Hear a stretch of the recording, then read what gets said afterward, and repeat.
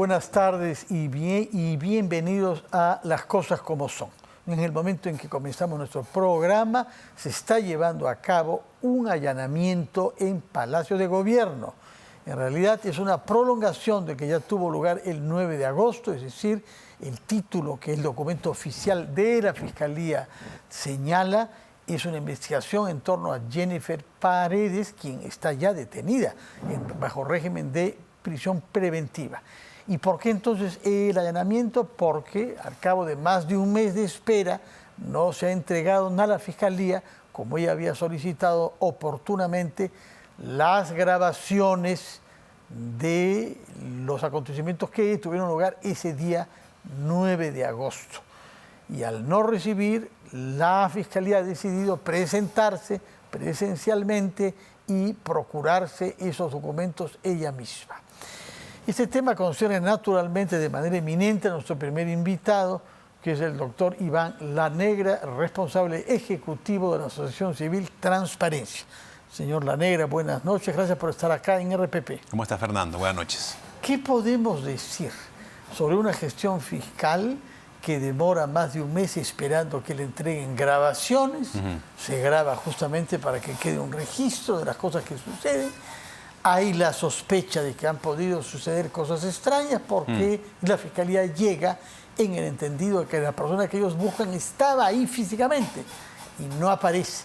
Es cierto que tuvieron que esperar más de una hora afuera, pero no hay un registro video. Y en consecuencia hay esta diligencia complementaria. Su opinión desde el punto de vista precisamente de la transparencia.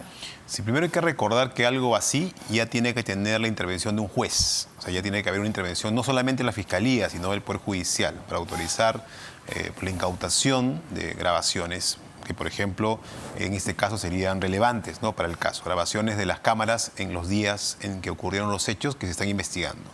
Lo segundo es que uno hubiera esperado que el Ejecutivo tuviera una actitud de colaboración desde el primer momento, es decir, dar todas las facilidades, precisamente porque no se tiene nada que ocultar, ¿no? Pues una máxima colaboración en la recolección de información que fuera útil a la Fiscalía para el caso. Y lamentablemente, al parecer, no ha sido la situación que se ha tenido. Y claro, la Fiscalía no tiene otro camino que proceder a hacerlo ya de una manera directa, ¿no? Lamentable, porque lo ideal hubiera sido que esto se hubiera entregado inmediatamente a los fiscales. Por otra parte, hemos asistido por la televisión y por la radio esta mañana a una cita que ha tenido lugar entre los 4 miembros de la mesa directiva del Congreso, presididos por el señor José Williams, como sabemos hace unos días, y el presidente Pedro Castillo, que acudió al Congreso acompañado por 6 ministros. El señor Williams nos ha hecho saber que una de las cosas que se le dijo al presidente antes de entrar a temas sectoriales es que hay que evitar que hayan injerencias en las investigaciones que le conciernen a él mismo. Sí. Es una situación inédita, porque el presidente es objeto de 6 investigaciones fiscales diferentes y hemos visto indicaciones de injerencia, sobre todo en lo que se refiere a el coronel Harvey Colchado, que coordina el equipo investigado y, como sabemos bien, ha sido objeto de varias medidas, por lo menos para obstaculizar lo que él debe hacer, ¿no? Sí, eso es correcto. Lo que ocurre es que hay 2 tipos de situaciones ahí. Uno tiene que ver con actos que son claramente de indicios de eventualmente obstrucción, que es, por ejemplo, lo que está investigando la Fiscalía, ¿no? Ocultar evidencia o contribuir a que una persona, por ejemplo, evada la justicia. Esos son temas que está investigando la Fiscalía y serían cosas muy serias que implican obstrucción y eventualmente delitos de las personas involucradas en esos supuestos.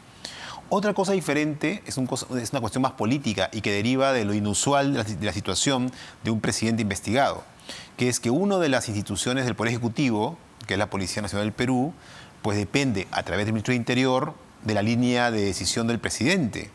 Y al mismo tiempo ese cuerpo tiene que investigar al presidente. Entonces ahí, digamos, no estaba previsto eso en la normativa por razones pues que no teníamos antecedentes de esta naturaleza, pero lo ideal sería que ese cuerpo que está encargado de la investigación del presidente tenga algún mecanismo de protección, de blindaje, que impida que el poder político pudiera afectar su desarrollo, su desempeño, y de esa manera evitar cualquier tipo de sospecha sobre alguna intervención del Ejecutivo usando su poder para interferir con las investigaciones que se hacen a través del Ministerio Público. Hay que decir que el ministro Willy Huerta ha sido interpelado, que ha dado respuesta que en general se consideran insatisfactorias, a las 12 preguntas que figuran en el pliego interpelatorio, y que hoy ha dicho que uno de los grandes responsables de la inseguridad en la que vivimos es la prensa. O sea, seguimos en el discurso contra la prensa independiente. Sí, bueno, este es un tema que además el día de ayer hemos recordado, el Día Internacional de la Democracia. Sí. Hemos recordado el papel de los medios de comunicación, de la prensa, la libertad de expresión, la libertad de prensa como pilares de cualquier sociedad democrática. Prensa que tiene que ser pues independiente, plural, libre, ¿no? Que son elementos fundamentales de la prensa y que además tiene que tener un contrapeso con una autoridad que respete esos derechos, ¿no? Que cuide la vigencia plena de esos derechos. Entonces, eso es una situación que hemos lamentablemente visto en los últimos meses, ¿no? Que hay una situación de constante intento de establecer una suerte de conflicto entre medios y gobierno, ¿no? Cuando en realidad ese no es el camino, ¿no? El camino es más bien brindar todas las facilidades para que a través de los medios de comunicación el gobierno pueda expresar sus puntos de vista sobre las cuestiones que considera claves, ¿no? Incluyendo el presidente. De hecho, el presidente, pues entiendo, sigue sin dar entrevistas a medios, pues digamos, de alcance nacional desde hace buen tiempo, ¿no? Por otra parte, he visto que ha tomado parte usted en algunos intercambios en redes sociales a propósito de debates y objeciones que tienen que ver con la transparencia electoral. Vamos a hablar después sobre esta campaña, sobre esta plataforma que usted lanza, voto.p. Pero antes de eso quisiera que nos explique qué es lo que ha querido decir usted, en primer lugar, a la congresista Ruth Luque, que hizo algunas observaciones, algunas críticas respecto a las brechas que según ella se abren en nuestro sistema electoral para que haya fraude. Explíquenme, por favor, cuál es la posición que usted defiende. Claro, quizá eso es un tema histórico, ¿no? Sí. Hemos tenido muchas dificultades en el pasado, hace, digamos, el siglo XX, para tener elecciones libres, limpias y justas, ¿no? Hemos tenido muchas dificultades. Y un problema que hubo en el pasado es que se producía lo que se llamaba el ánforazo, que era el cambio de los votos. Es decir, las personas votaban, supuestamente se contaban esos votos, estaban en el ánfora, pero luego te cambiaban los votos por un ánfora con votos ya marcados por otra opción, ¿no? Eso se llamaba ánforazo. ¿Y cómo se hizo para ponerle fin a eso, ¿no? Pues lo que se hizo fue establecer que el proceso cerraba con la elaboración del acta en la mesa de sufragio. Que se transcriben los votos. Los votos, exactamente. Y además garantizando de que los personeros pudieran estar presentes en todo el proceso del escrutinio. El escrutinio es un proceso público. Y además que tras eso hubiera una copia del acta que quedaba con los partidos. De tal manera que no había ninguna posibilidad de alterar el contenido de las actas. ¿Cuántas actas se hacen? Se hace un acta para la OMPE, un acta que va a cada uno de los partidos. Y además hay un acta adicional que va en caso haya algún tipo de conflicto, para que se pueda verificar algún contraste entre las actas, en la acta principal y esta acta que recibe la autoridad. Entonces, esta situación, digamos, buscaba cautelar que ya no fuera posible ningún tipo de cambio posterior mediante los votos, ¿no? que quedaban pues, tras el sufragio. Ahora, lo que están pidiendo en este proyecto de ley es volver a ese modelo, es decir, regresar al modelo anterior, al que mantienes los votos, con el enorme riesgo de que luego esos votos, por alguna razón, por negligencia o por un acto doloso o por cualquier tipo de situación, los votos se cambien. Y entonces vas a tener un acta con un resultado y unos votos con otros. Que generas un conflicto irresoluble, ¿no? Porque ¿cuál es el que pesa? Entonces dirían, bueno, entonces son los votos que están guardados, pero tú no puedes garantizar de que efectivamente esos votos eran los que se contaron al inicio. Entonces es una situación que puede generar 1001 complicaciones y es retornar al sistema que precisamente buscamos pues dejar de lado por los problemas que traía. Es un proyecto de ley que ofrece una falsa solución a un problema eventualmente. Sí, creo que lo que hay que hacer más bien es aumentar los mecanismos de publicidad del proceso de escrutinio. Eso se puede hacer. O sea, ¿Cómo? Por ejemplo, ya ahora hay mucha más tecnología. En el pasado era muy difícil registrar, por ejemplo, ¿no? de una manera electrónica todos los procesos que había en todo el país, porque imagínense, son miles y miles de mesas de sufragio, ¿no? Pero ahora con la tecnología que va avanzando es posible tener más mecanismos, ¿no? de supervisión, de tal manera que haya la mayor cantidad de evidencia de que efectivamente el escrutinio, ¿no? Termina siendo lo que aparece en el acta. Otro tema en el que ha participado usted en redes sociales tiene que ver con la prohibición de que funcionarios públicos y congresistas participen en el proceso electoral, Sí. puesto que han habido denuncias de una actividad de campaña Ajá, en sí. favor de candidatos de su partido por parte de la congresista Patricia Chirinos. Sí. Ella ha dicho que ha ido en efecto a un acto en Ventanilla. Ella es de Callao, representante por Callao, pero fuera de su horario de oficina, es decir, a las 9 de la noche. Sí. Y que es en ejercicio de su libertad como ciudadana que ha tomado parte en ese acto electoral. ¿Queda satisfecho con esta respuesta o no? Es que, a ver, creo que tiene un problema serio porque durante ese acto, para empezar, se hizo referencia a actividades que tienen que ver con su labor de congresista. Por ejemplo, proyectos de normas que se señalaba iban a ser relevantes para el futuro de esas personas que las cuales estaba haciendo campaña. Entonces, claro, entonces sí está ahí teniendo, ¿no?, una situación en la cual está haciendo abiertamente campaña por un conjunto de candidatos. Sí. Entonces, por esas dos razones, o sea, por hacer campaña abierta, no está participando en un acto proselitista sencillamente, sino que está hablando y abiertamente haciendo, digamos, referencia a una de las opciones políticas en competencia y a candidatos concretos en competencia. Entonces, A los de su partido, por lo demás, no hay ningún sí. misterio. Entonces, es muy probable que haya una sanción que en primer lugar va a ser una amonestación, porque de acuerdo con la legislación electoral, primero es una amonestación. Y solo después que si insiste, digamos, en la falta, puede haber otro tipo de sanciones, no multas. Pero por ahora, digamos, siendo la primera advertencia, los jurados electorales especiales pueden sancionar con una, digamos, amonestación.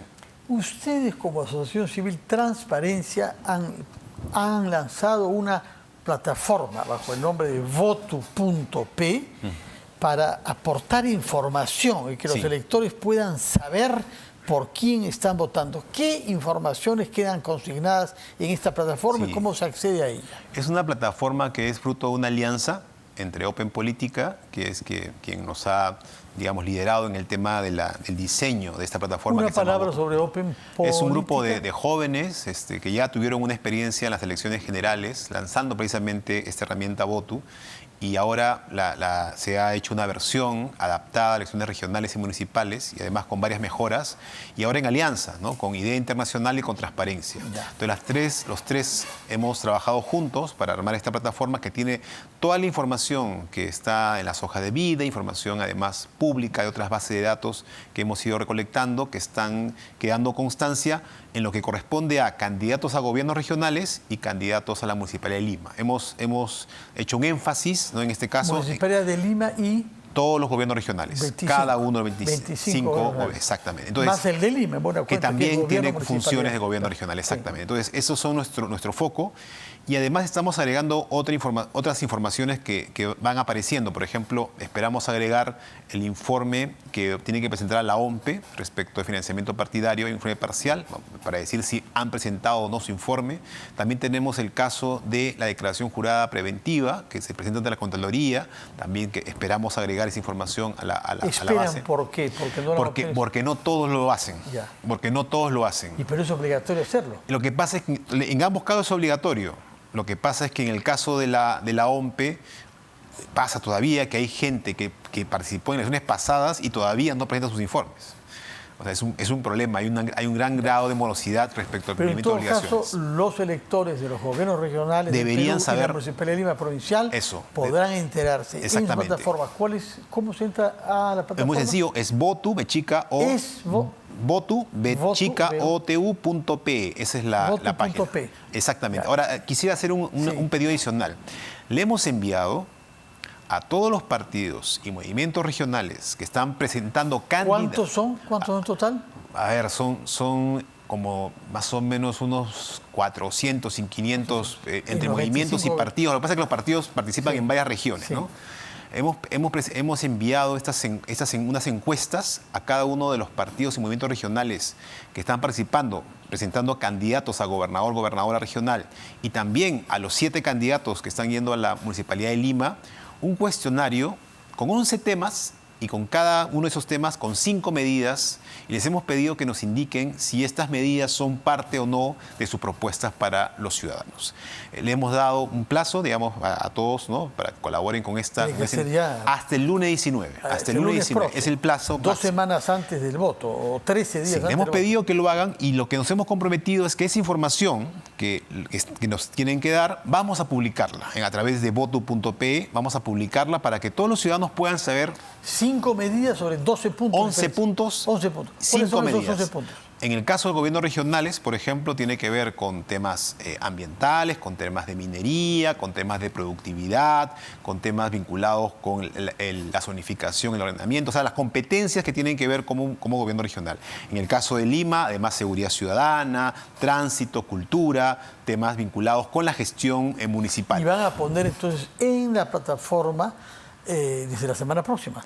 Exactamente, a partir del lunes 19, que se cierra, con los que nos hayan presentado, vamos a publicarlos y los ciudadanos también van a poder saber qué partido, qué movimiento de verdad está interesado en proponer cosas y qué partido más bien guarda silencio. Noté que hablaba usted de gobernadores y gobernadoras. Sí, claro. ¿Tienen una idea de cuánto es el porcentaje de la participación femenina? Ha aumentado. Entre los candidatos hay más de ¿cuántos candidatos? Más de 100.000 candidatos en general. Estamos hablando de poco más de 80.000 candidatos en total para todos los cargos que se han presentado.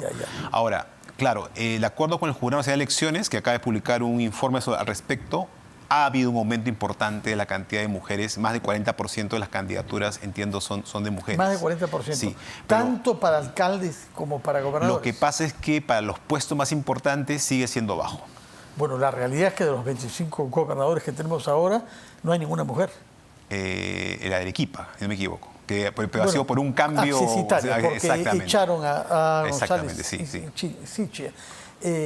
¿Usted sostiene que hay más mujeres candidatas ahora que lo que hubo en las elecciones de hace un año y medio? Sí, y es el efecto del mecanismo de paridad de alternancia, que obliga a que por lo menos en los casos de las listas tenga que haber una presencia alternada de hombres y mujeres. De acuerdo. ¿Qué le parece a usted que es aquello que los electores comprenden o conocen menos de nuestro procedimiento electoral? Creo que conocen menos de los mecanismos de justicia electoral, que son realmente complejos, difíciles. De hecho, esos originaron muchos problemas en la elección pasada, sí, ¿no? Porque entenderá, Fernando, que los procesos electorales son muy rápidos, ¿no? No pueden demorarse meses en tomar decisiones, tienen que ser procesos céleres. Y entonces, por esa razón, están diseñados esos procedimientos para ser muy expeditivos. Y la otra cuestión es algo que tenemos que cambiar. Y sí creo que es una reflexión importante, ¿no?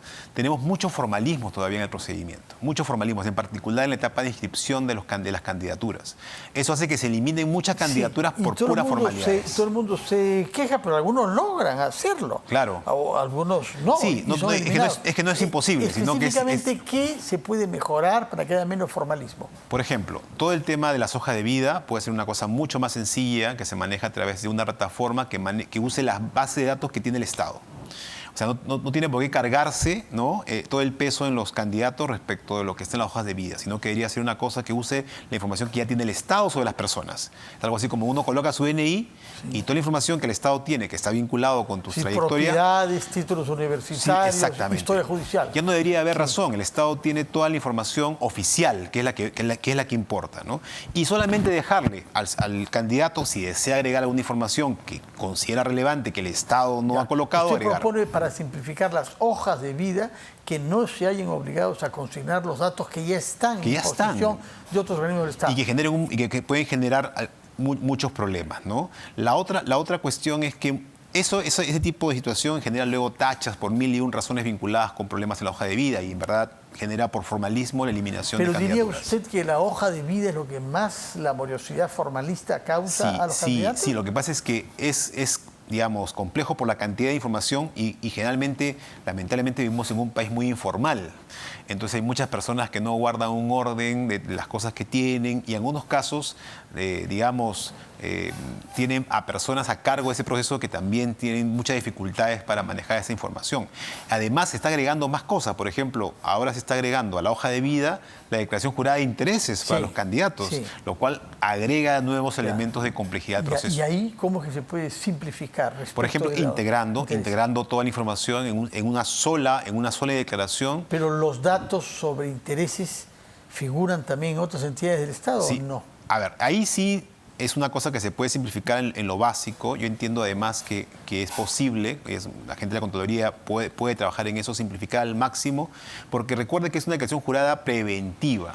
Porque al final, si sale electo, ahí sí podemos exigirle con mucho más detalle información de esa declaración. Entonces tenemos que hacerle la vida más sencilla a los candidatos, pero también al mismo tiempo exigir el máximo de transparencia para que la ciudadanía pueda informarse bien de quienes quieren postular a puestos públicos. Bueno, entre tanto, ¿qué cosa es lo más difícil para entender a los electores? Bueno, también los sectores tienen muchas dificultades para comprender todo el tema de las funciones que tienen las autoridades. Porque mucha gente confunde, ¿no?, los roles de quién es el rol del alcalde provincial, el alcalde distrital, el gobernador regional, y cada quien tiene funciones diferentes. Por ejemplo, con una iniciativa que hemos apoyado del Jurado Nacional de Elecciones, le hemos pedido a los ciudadanos que le pregunten, ¿no?, a sus candidatos qué cosa van a hacer, ¿no?, en caso de ser electos, para usar las preguntas en los debates. Y hemos recibido muchas preguntas que no tienen que ver exactamente con la función para la cual están postulando estos Claro. candidatos. Entonces, ahí también creo que hay un nivel grande de desconocimiento ciudadano sobre exactamente qué van a hacer las personas que están postulando. Mientras hablábamos, se ha hecho conocer que ha habido una reunión entre la fiscal de la Nación, Patricia Benavides, y el Contralor General Nelson Schack para coordinar mejor la concertación entre ambas instituciones en la colaboración en las investigaciones de corrupción, especialmente las vinculadas con el poder. Sí. ¿Cómo ve usted que esta colaboración se pueda mejorar? Que debe hacerse eso, me parece muy bien, que las autoridades vinculadas con lucha contra la corrupción coordinen, es estupendo. De hecho, ya existen mecanismos, ¿no?, como la CAN, ¿no?, la Comisión de Alto Nivel Anticorrupción.